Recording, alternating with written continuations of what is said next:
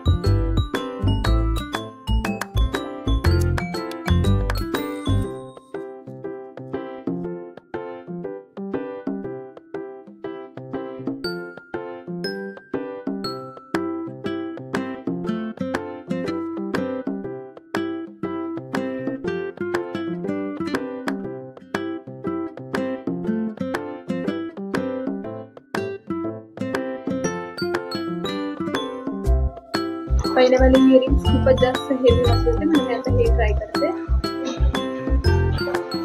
एकदम light weights आहे आणि मॅचिंग पण।